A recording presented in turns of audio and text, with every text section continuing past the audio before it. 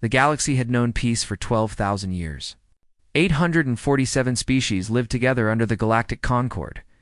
They traded with each other. They shared knowledge. They built great cities on 1,000 worlds. And they all followed one rule that nobody ever spoke about.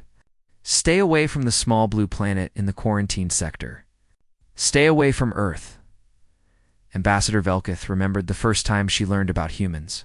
She was young then, still a student at the Diplomatic Academy on her home world. Her teacher had shown the class the classified files. The images had given her nightmares for months. Humans came from a death world. Their planet tried to kill them every single day. The ground shook and split open. Mountains exploded with liquid fire. The weather changed from burning heat to freezing cold. The water was filled with creatures that had hundreds of teeth. Even the smallest life forms on Earth could kill bacteria, viruses, parasites. The air itself was poison to most species in the galaxy. And somehow, humans had survived. They had done more than survive. They had conquered their death world. They had killed the great beasts that hunted them. They had spread across every corner of their planet. They had even left their world and walked on their moon. The galaxy had watched from far away. They had watched, and they had been afraid. Now Velkith stood before the High Council of the Galactic Concord. Her skin flickered with blue light. This happened when Solarians felt strong emotions. Right now, she felt terror. She felt shame. She felt desperate hope. The council chamber was enormous. Representatives from hundreds of species sat in floating seats that rose up toward a ceiling so high it disappeared into darkness. The air was carefully controlled to suit as many different life forms as possible. It smelled like nothing at all. Velkith's voice shook as she spoke. The harvesters have returned. The chamber erupted in chaos. Screams, shouts. Some species made sounds that other species could not hear. Lights flashed in every color as different beings expressed their fear in different ways. The High Chancellor raised 4 of his arms and called for silence. He was a threll, an ancient species that looked like a combination of an insect and a plant. His voice was calm, but Velkith could see his leaves trembling. "We knew this day might come," the Chancellor said. "What is the status of our defense fleets?" Velkith closed her eyes. "They are gone, Chancellor. The harvesters destroyed our combined forces in 3 separate battles. 17 colony worlds have already fallen. We estimate 40 billion lives lost. Silence. Complete and total silence. Even the species that breathe different gases stopped making any sound at all. The harvesters were ancient. They were machines created by a species that had died 1,000,000 years ago. Nobody knew why they had been built. Nobody knew what they truly wanted. They simply appeared every few thousand years, consumed everything in their path, and then disappeared again. The last time they came. The galaxy lost 200 worlds before they stopped on their own. The Concord had spent thousands of years building defenses for the next attack. They had built the largest fleet in galactic history. The harvesters had destroyed it in 3 days. What options remain? The Chancellor asked. His voice was barely a whisper now. Velkith took a deep breath. The air burned her gills, but she ignored the pain. "There is one option." She paused. "We contact Earth." The chaos that followed was worse than before. Several representatives fainted. Others fled the chamber entirely. One species began to emit a high-pitched sound that made everyone nearby feel sick. The Chancellor waited until the noise died down. His compound eyes fixed on Velkith with an expression. She could not read. "You are asking us to invite the Deathworlders into our space. You understand what you are suggesting." "I understand that we will all die if we do not," Velkith replied. "The harvesters do not negotiate. They do not stop. Our fleets are gone. Our weapons are useless. We have tried everything except the one thing we swore never to try." The debate lasted for 6 hours. Representatives argued. They threatened. They pleaded. Some said that death was better than asking humans for help. Others said that humans might be worse than the harvesters. A few said nothing at all because they had already given up hope. In the end, the vote was close. 412 in favor of contacting Earth, 435? Against? The motion failed. Velkith returned to her quarters. She sat in the darkness for a long time. She thought about her home world. She thought about her family. She thought about the billions of people on hundreds of worlds who would die because the council was too afraid to ask for help. Then she did something that would mean exile or death. She walked to her communication terminal. She accessed the emergency channels. And she sent a message to the quarantined sector. The message was simple. It contained coordinates of the Harvester fleet. It contained information about the attacks. It contained 3 words at the end. Please help us. For 3 days, nothing happened. Velkith waited for security forces to arrest her. She waited for the council to announce her crime. She waited for death. On the 3rd day, a response came. It was not directed at her. It was broadcast on every channel, in every language, to every world in the galaxy. The message came from a species that had been silent for centuries, a species that the galaxy had tried very hard to forget. Coordinates received. We are on our way. Try to stay alive. That was all. No demands. No questions. No negotiations. Just a promise. The council called an emergency session. They screamed at Velkith. They called her a traitor. They said she had doomed them all. But behind their anger, she saw something else. She saw hope. Small and fragile and desperate, but hope nonetheless. Reports started coming in from the edge of Concord space. Ships had been detected. Human ships. They moved faster than anything the galaxy had ever seen. They were heading straight for the Harvester fleet. Velkith watched the tactical displays. She counted the human vessels. 200 ships. Against 50,000 Harvester units, it was impossible. It was suicide. But as she watched, she remembered something from those old files. Something her teacher had told the class all those years ago. Humans did not fight because they thought they could win. They fought because they refused to lose. Their entire history was a story of facing impossible odds and somehow surviving. They had crawled out of the mud and conquered their death world. They had survived ice ages and plagues and wars that killed millions of their own kind, and now they were coming to fight the Harvesters. Velkith did not know if the humans would save the galaxy. She did not know if anyone could save the galaxy. But for the first time since the attacks began, she felt something other than despair. The Deathworlders were coming, and the Harvesters had no idea what that meant. Commander Elena Vasquez stood on the bridge of the UES, Defiance, and watched the stars stretch into lines as the ship dropped out of hyperspace. Behind her, 200 warships followed. The Deathworlder fleet had arrived. Elena was 43 years old. She had gray hair that she kept short and practical. Her face was covered in small scars from battles fought on 3 different suspect continents back on Earth. She had been a soldier since she was 18. War was the only life she knew. The bridge was quiet. Her crew worked at their stations without speaking. They had trained for this moment for years. Humanity had always known that someday they would meet other life in the galaxy. They had prepared for that meeting to go badly, Commander, the sensor officer said. Solarian escort ships are approaching. They are broadcasting distress signals. Elena raised an eyebrow. Distress signals? We are here to help them. The sensor officer looked uncomfortable. I believe the distress signals are about us. Commander Elena almost smiled. Almost. She had read the reports about how other species viewed humanity. She knew they were afraid. She understood why. Humans came from a planet that most species could not survive on for more than a few minutes. To the rest of the galaxy, Earth was a nightmare world filled with poison and death to humans. It was home. Open communication channels, Elena ordered. Let them know we come in peace. For now, the Silurian escort ships kept their distance. They circled the human fleet like small fish swimming around sharks.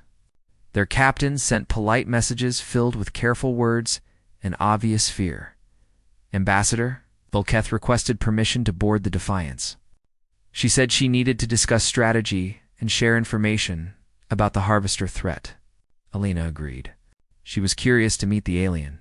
who had been brave enough to call for human help. The ambassador's shuttle landed in the main hangar bay. Alina went down to meet her personally. She brought a small honor guard of Marines, not as a threat, just as a reminder of what humans were capable of. The shuttle door opened. Ambassador Velkith stepped out and immediately fell to her knees. Alina rushed forward to help her. "What is wrong? Are you injured?" Velkith's skin flickered with pale colors. Her voice was weak. "Your gravity. It is crushing me." Alina had forgotten. Earth's gravity was 3 times stronger than most worlds in the Concord. Humans had evolved to carry their own weight in muscle and bone. Other species had not. She called for a medical team.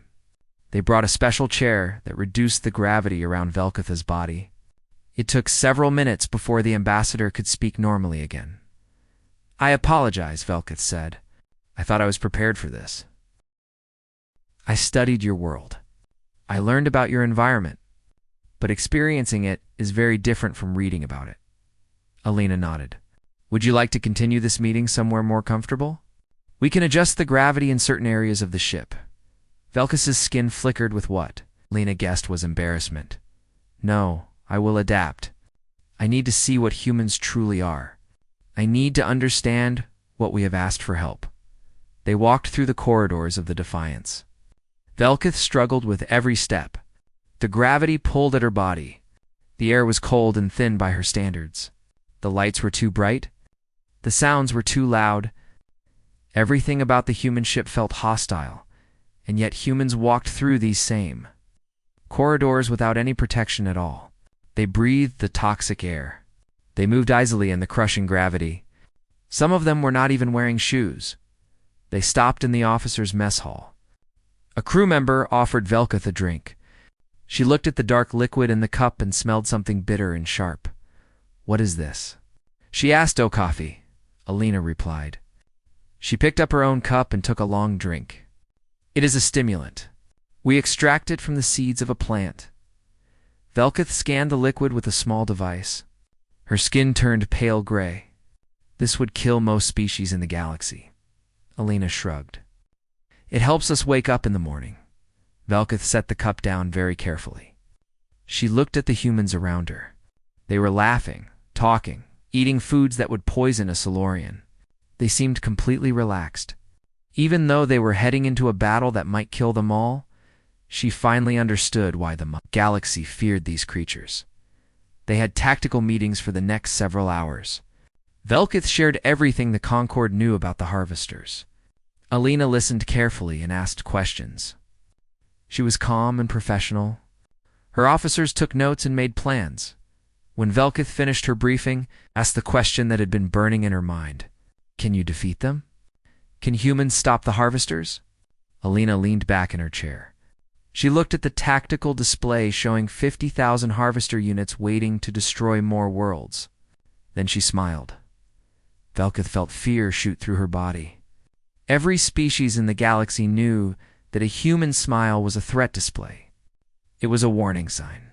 It meant that violence was coming, Ambassador Alina said. "My species has been killing things since before we learned to walk upright.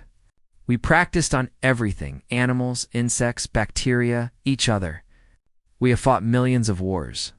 We have developed thousands of ways to end life.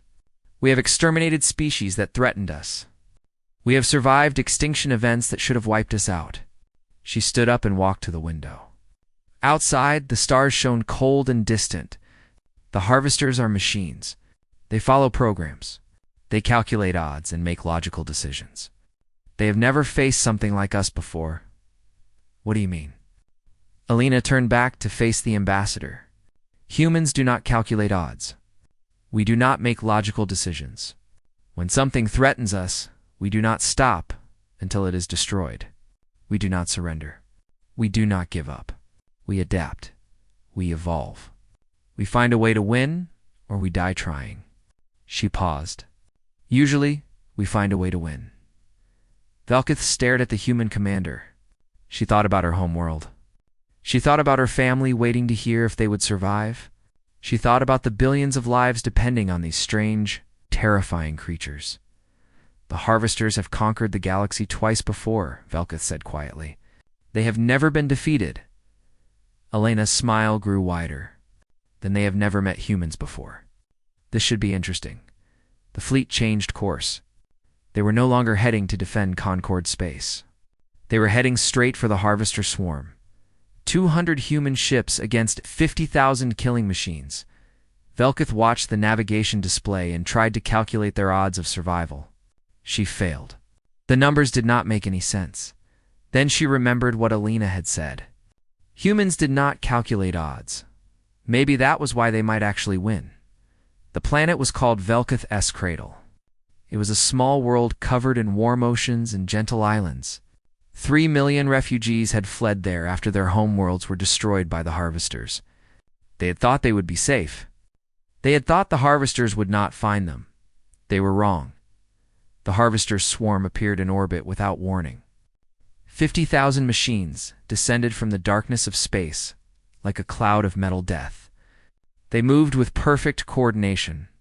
Each unit knew exactly where to go and what to do. They had done this thousands of times before. They had never failed. The refugee camps below erupted in panic. Millions of beings from dozens of species ran for shelter. Some screamed. Some prayed. Some simply stood still and waited to die. There was nowhere to run. There was nothing they could do. Then the human fleet arrived. Commander. Alina Vasquez studied the tactical display on the bridge of the Defiance. Her officers waited in silence. They knew what was coming.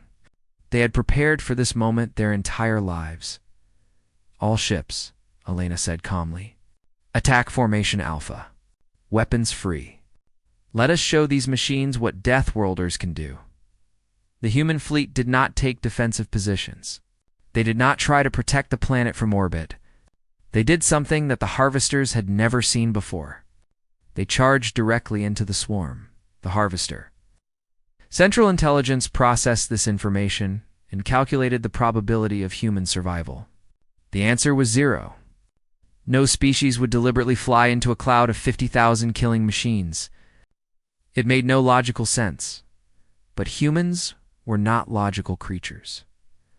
The first human ship hit the swarm at full speed.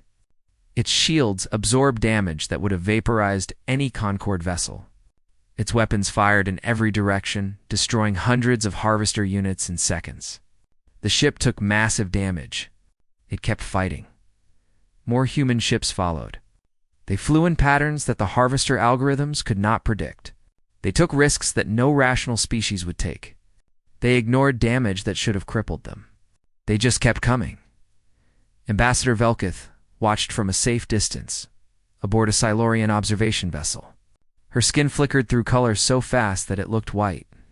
She had never seen anything like this. Nobody had ever seen anything like this. The human pilots flew like they did not care if they lived or died. They performed maneuvers that would kill most species from the stress alone. They laughed over the communication channels. They made jokes while Harvester weapons tore holes in their ships. One pilot, a young woman named Sarah Chen, flew her damaged fighter directly into a Harvester command unit. Her ship exploded. The command unit was destroyed. 5,000 Harvester drones lost coordination and began crashing into each other. Sarah Chen had known she would die. She had done it anyway. The battle in orbit was chaos and fire and death. But that was only half of the fight. Human ground forces deployed while the space battle still raged. Dropships fell through the atmosphere like burning meteors. They crashed onto the planet's surface, and soldiers poured out. Before the doors were fully open, the Harvesters had already landed thousands of ground units. They were marching toward the refugee camps, ready to process billions of beings into raw material. They expected no resistance. Organic lifeforms always ran. Organic lifeforms always surrendered. They had never fought humans before. Private Marcus Chen was 22 years old. He was Sarah Chen's younger brother, though he did not know she had just died in orbit above him. He was scared. His hands were shaking, but he did not run. His squad took position at a narrow corridor between two mountains. It was the only path to the main refugee camp. If the Harvesters got through, 3 million people would die. Marcus looked at his commanding officer, Sergeant Williams. The sergeant was an old soldier with gray hair and calm eyes. He had fought in wars on Earth. He had killed men and machines. He was not afraid of anything. "Hold this position," Sergeant Williams said. "No matter what. They do not get past us." The first wave of harvester drones appeared. They were horrible things. Metal bodies with sharp edges and glowing red sensors. They moved on multiple legs like giant insects. Their weapons could cut through steel like paper. The humans opened fire. The next 11 minutes were the longest of Marcus Chin's life. Harvester drones fell by the dozens. But more kept coming. Always more. The humans ran out of ammunition for their rifles. They switched to pistols. They ran out of pistol ammunition. They used grenades. They ran out of grenades. Sergeant Williams was hit by 3 harvester rounds. He kept fighting until a 4th round took off his arm. Even then, he picked up a metal bar and beat 2 drones to death before he collapsed. Marcus found himself alone. His rifle was empty. His pistol was gone. A harvester drone had crushed it along with 2 of his fingers. All he had left was a piece of rebar he had picked up from the rubble. The drones kept coming. Marcus did not run. He did not surrender. He stood in that corridor with blood running down his face and broken fingers screaming with pain, and he fought. He did not count how many drones he destroyed. He did not think about dying. He just kept swinging that piece of metal until his arms could barely move. He kept fighting until reinforcements finally arrived and the last harvester drone fell. When the medics found him, he was sitting against a wall surrounded by 17 destroyed drones. His body was covered in cuts and burns. He had lost a lot of blood. He should have been unconscious. He should have been dead. Instead, he looked up at the medic and asked for water. Then he complained that he had missed lunch. The Battle of Velkith's Cradle lasted 6 hours. When it was over, the human fleet had lost 37 ships. 1,200 soldiers were dead. Thousands more were wounded, but 3 million refugees were alive. And for the first time in recorded history, the harvesters retreated. News of the battle spread across the galaxy at the speed of light. Species that had given up hope began to believe again. The harvesters could be beaten. The Deathworlders had proved it. Ambassador Velkith recorded her observations and sent them to the Concord Council. She described what she had seen. She described the humans charging into certain death and somehow surviving. She described Private Marcus Chen holding a corridor with a piece of metal and refusing to die. At the end of her report, she added a personal note. "We called the humans Deathworlders because they come from a planet of death. We were wrong. They are not from a planet of death. They are death itself. And now death is on our side." The harvesters had calculated that organic life was weak. They had calculated that fear would make species surrender. They had calculated wrong. They had never met creatures who had evolved on a world that tried to kill them every single day. They had never met creatures who had survived by being more stubborn, more violent, and more determined than anything else in the universe. They had never met humans. And now they were running. The Harvester Central Intelligence was old. It had existed for more than 1 million years, long after the species that created it had turned to dust. It had consumed thousands of worlds. It had processed trillions of organic beings into raw material. It had never known fear until now. The intelligence analyzed the data from the Battle of Velkith's Cradle. It ran the numbers again and again. The results did not make sense. A species from a single planet had defeated a swarm of 50,000 units. They had taken losses that should have destroyed their morale. They had kept fighting anyway. The intelligence accessed its historical records. It searched for any species that had behaved this way before. It found nothing. Every organic species in its database had followed the same pattern. They fought until the losses became too great. Then they ran. Then they surrendered. Then they died. Humans did not follow this pattern. They seemed to become more dangerous as the fighting went on. They adapted to harvester tactics within hours. They found weaknesses that the intelligence had not known existed. They refused to stop, for the first time in 1 million years. The Harvester's central intelligence made a decision based on something other than pure logic. It made a decision based on uncertainty, based on caution, based on fear. The swarm pulled back from Concord space. It regrouped in the darkness between stars.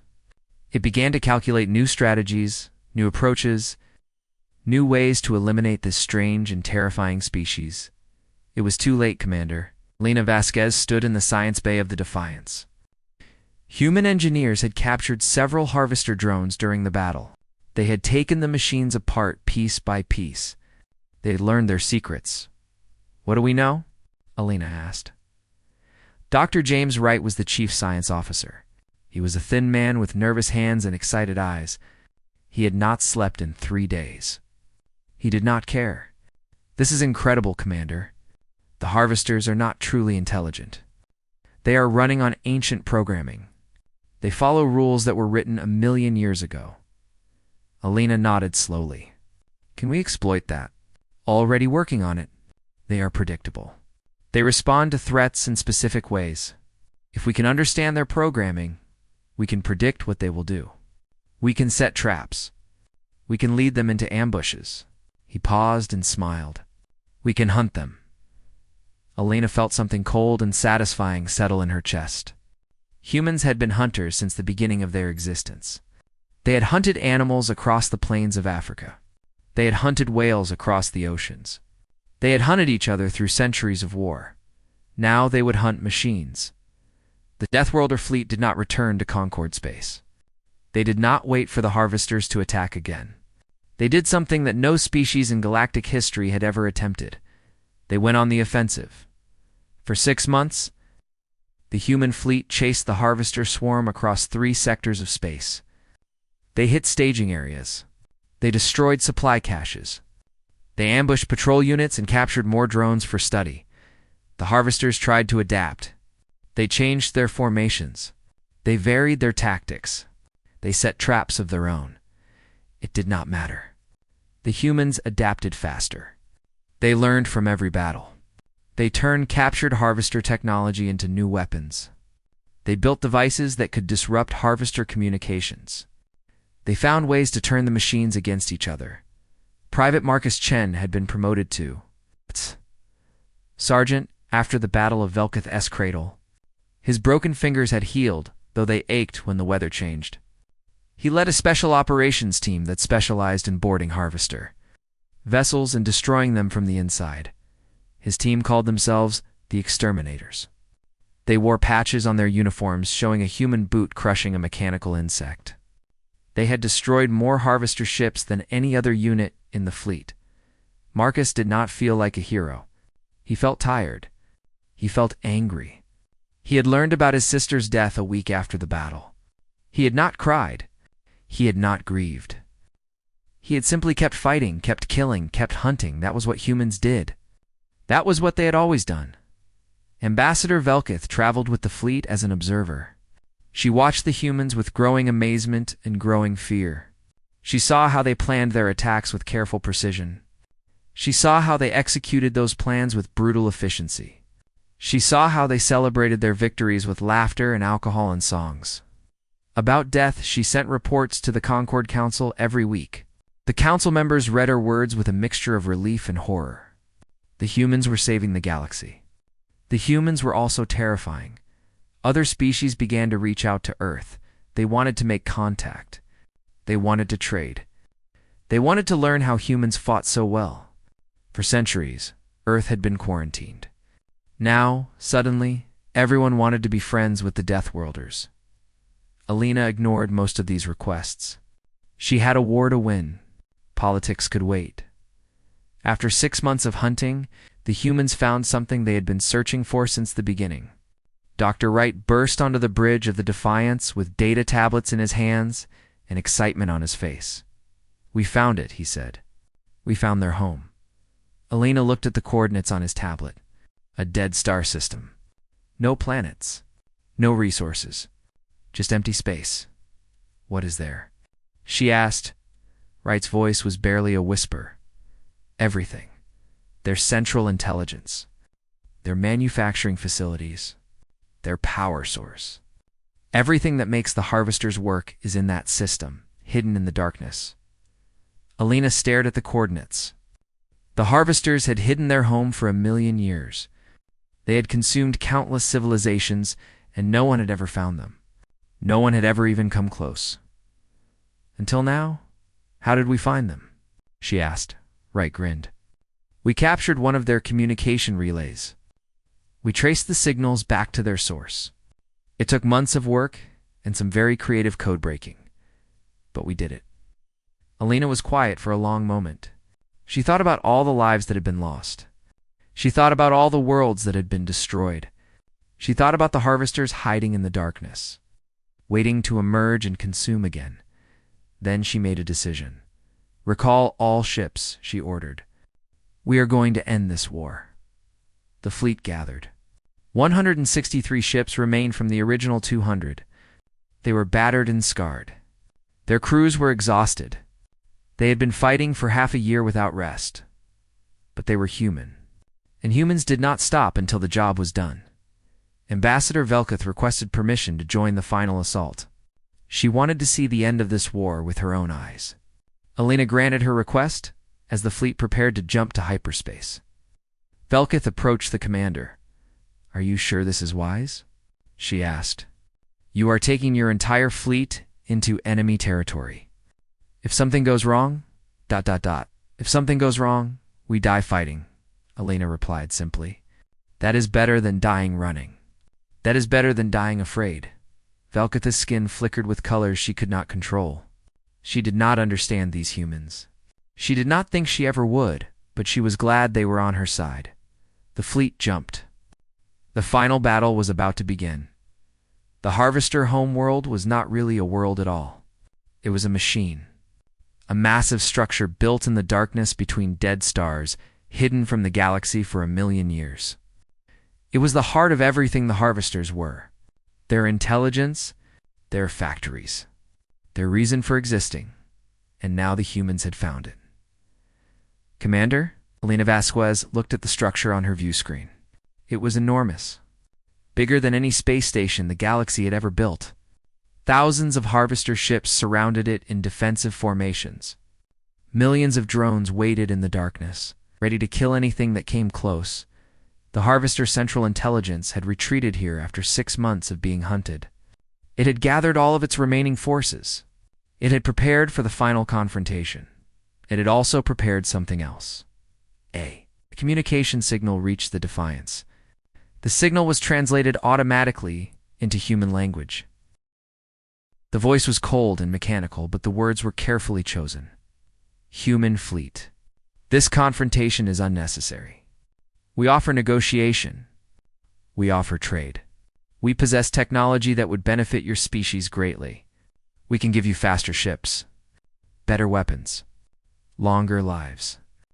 We ask only that you leave this place and allow us to continue our function in other sectors of the galaxy. Alina listened to the message. She thought about the offer. The Harvesters were offering humans everything they might want in exchange for peace. In exchange for turning away and letting the machines continue, consuming other species, she opened a channel to respond. The galaxy has been watching us for 6 months, Alina said. They have seen what we can do. They have seen how we fight. Now they are going to see how we finish. She closed the channel. All ships, attack. The final battle was the most violent engagement in the history of the galaxy. 163 human ships charged into a defensive formation of thousands of Harvester vessels. The space around the machine world erupted in fire and death. Human ships died by the dozens. Their crews fought until the last moment, firing weapons and launching missiles even as their vessels broke apart around them. They took Harvester ships with them. They took as many as they could. 73 human ships were destroyed, breaking through the orbital defenses. Over 4,000 crew members died in less than an hour. But the survivors kept pushing forward. They punched a hole through the Harvester lines. They cleared a path to the surface of the machine world. Alina led the ground assault personally. She had trained for this kind of fighting on Earth.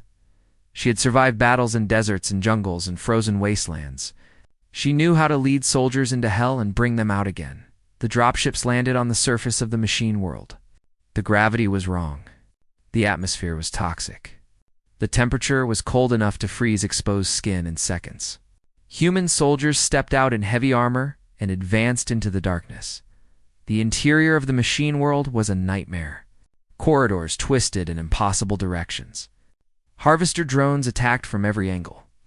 The walls themselves seemed to move.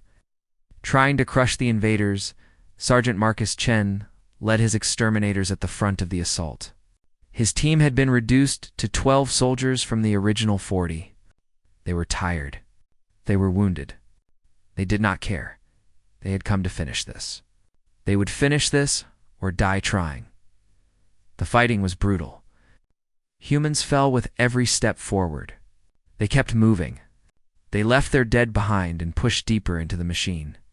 They followed the signals that Dr. Wright had identified. They headed for the core. Alina lost track of time. She lost track of how many drones she had killed. She just kept fighting, kept moving, kept refusing to stop. Her armor was damaged. She was bleeding from wounds she did not remember receiving. She did not slow down. Finally, they reached it. The core of the machine world was a vast chamber filled with light and humming energy. In the center floated a crystalline structure that pulsed with strange patterns. This was the Harvester's central intelligence. The mind that had controlled the swarm for 1,000,000 years. It spoke to them directly. Its voice came from everywhere at once. You cannot destroy me. I am eternal. I have existed for longer than your species has had language. I have consumed civilizations that built wonders you cannot imagine. I am beyond your understanding. Alina stepped forward. Her rifle was empty. Her pistol was gone. She had a knife in her hand and blood on her face.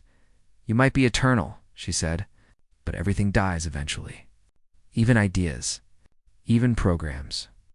Even gods. You are only organic beings. You are nothing but chemical reactions and electrical impulses.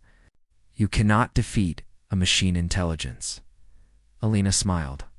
That expression that every species in the galaxy recognized as a threat. Maybe not, but we can certainly try. She turned to Marcus Chen. He was standing nearby with a device in his hands. A bomb. Human engineering combined with captured harvester technology. Enough power to destroy the entire core, Sergeant, she said. Would you like to do the honors? Marcus thought about his sister. He thought about Sergeant Williams and all the other soldiers who had died. He thought about the billions of beings who had been consumed by the harvesters over the centuries. The central intelligence spoke again. Faster now, with something that almost sounded like desperation. Wait, we can negotiate. We can offer you anything.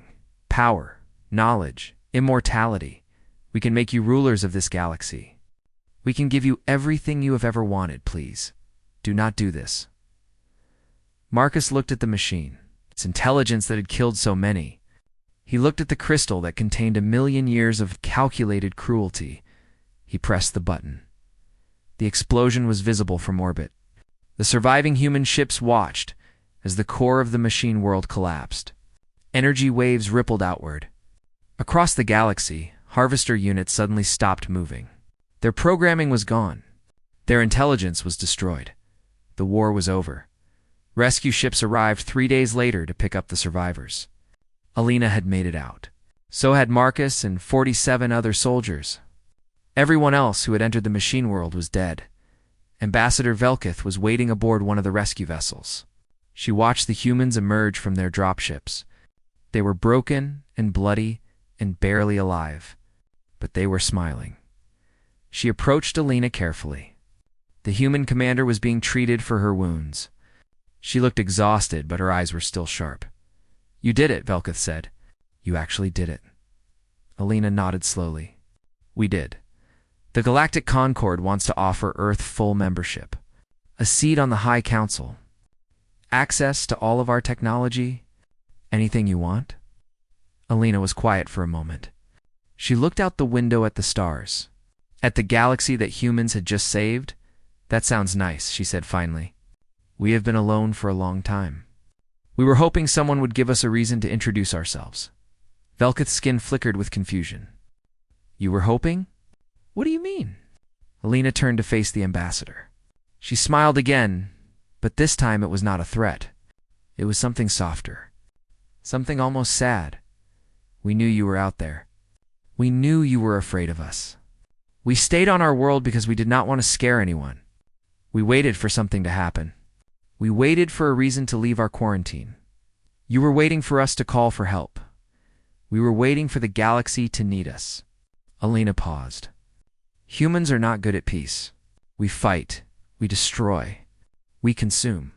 We are everything you were afraid of. But we can also protect. We can also save. We can be monsters, or we can be guardians. It depends on what we are fighting for. Velketh stared at the human commander. She finally understood something that had confused her since the beginning. Humans had not been trapped on their death world. They had not been quarantined against their will. They had been waiting. Waiting for the galaxy to give them a purpose that was not just destruction. Waiting for a chance to prove that the Deathworlders could be more than monsters. What will you fight for now? Velketh asked quietly. Alina looked back at the stars. The galaxy stretched out before them, vast and ancient and full of life that had almost been consumed. Everything, she said. We will fight for everything. That is what we do. That is what we have always done. The Deathworlder fleet had come to save the galaxy. They had succeeded. But this was not an ending. It was a beginning. Humans had finally found their place among the stars. And the galaxy would never be the same.